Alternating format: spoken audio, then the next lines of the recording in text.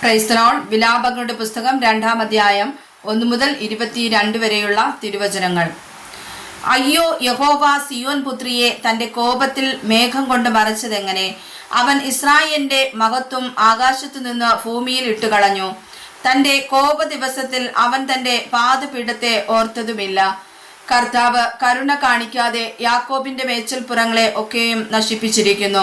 തന്റെ ക്രോധത്തിൽ അവൻ യഹൂദാപുത്രിയുടെ കോട്ടകളെ ഇടിച്ചു കളഞ്ഞിരിക്കുന്നു. രാജ്യത്തെയും അതിലെ പ്രഭുക്കന്മാരെയും അവൻ നിലത്തിട്ട് അശുദ്ധമാക്കിയിരിക്കുന്നു.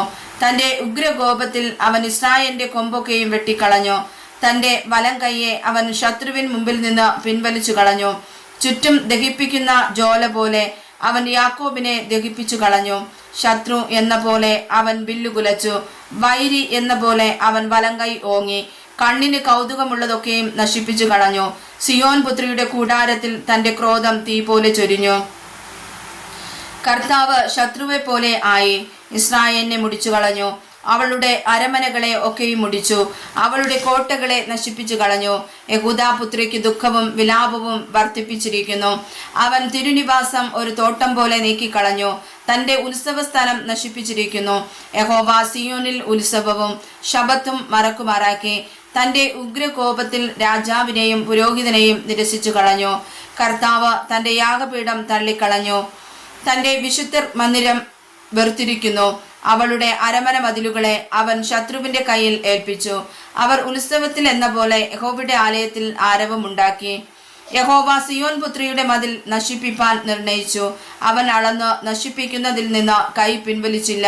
അവൻ കോട്ടയും മതിലും ദുഃഖത്തിലാക്കി. അവ ഒരുപോലെ ക്ഷയിച്ചിരിക്കുന്നു. അവളുടെ വാതിലുകൾ മണ്ണിൽ പൂണ്ടുപോയിരിക്കുന്നു. അവളുടെ ഓടാമ്പൽ അവൻ തകർത്ത് നശിപ്പിച്ചിരിക്കുന്നു. അവളുടെ രാജാവും പ്രഭുക്കന്മാരും ന്യായപ്രമാണമില്ലാത്ത ജാതികളുടെ ഇടയിലിരിക്കുന്നു. അവളുടെ പ്രവാചകന്മാർക്ക് യഹോവയെങ്കിൽ നിന്ന് ദർശനം ഉണ്ടാകുന്നതുമില്ല. സിയോൻ പുത്രിയുടെ മൂപ്പന്മാർ മിണ്ടാതെ നിലത്തിരിക്കുന്നു. അവർ തലയിൽ പൊടിവാരിയിട്ട് രട്ടുടുത്തിരിക്കുന്നു.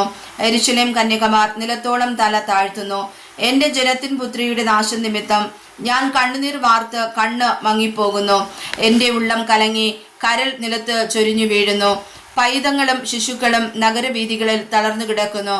അവർ നിഗതന്മാരെ പോലെ നഗരവീഥികളിൽ തളർന്നു കിടക്കുമ്പോഴും അമ്മമാരുടെ മാർവിൽ വെച്ച് പ്രാണൻ വിടുമ്പോഴും ആഹാരവും വീഞ്ഞും എവിടെയെന്ന് അമ്മമാരോട് ചോദിക്കുന്നു. യെരൂശലേം പുത്രിയെ, ഞാൻ നിന്നോട് എന്തു സാക്ഷീകരിക്കേണ്ടോ?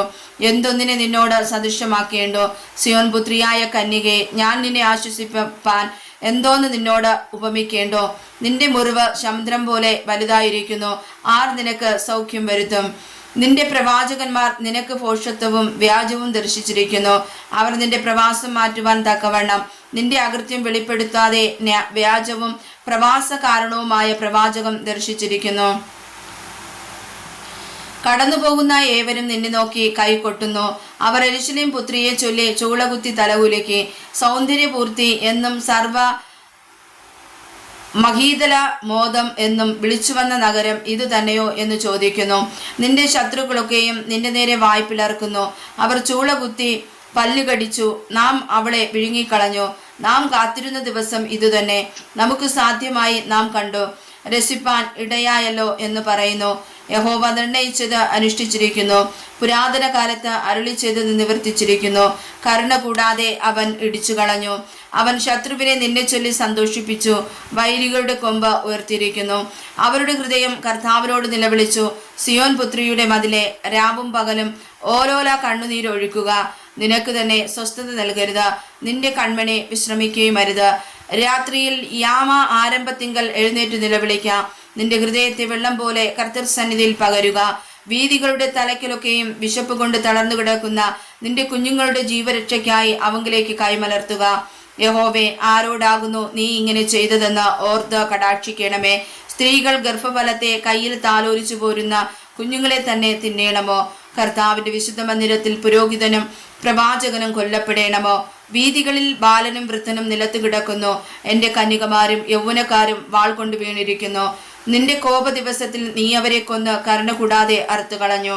ഉത്സവത്തിന് വിളിച്ച് കൂട്ടും പോലെ നീ എനിക്ക് സർവത്ര ഭീതികളെ വിളിച്ചു കൂട്ടിയിരിക്കുന്നു. യഹോവയുടെ കോപ ദിവസത്തിൽ ആരും ചാടിപ്പോകയില്ല, ആരും ശേഷിച്ചതുമില്ല. ഞാൻ കയ്യിൽ താലോലിച്ചു വളർത്തിയവരെ എൻ്റെ ശത്രു മുടിച്ചിരിക്കുന്നു. വായിച്ചതായ വചനങ്ങളാൽ കർത്താവ് നമ്മെ അനുഗ്രഹിക്കുമാറാകട്ടെ. ആമേൻ.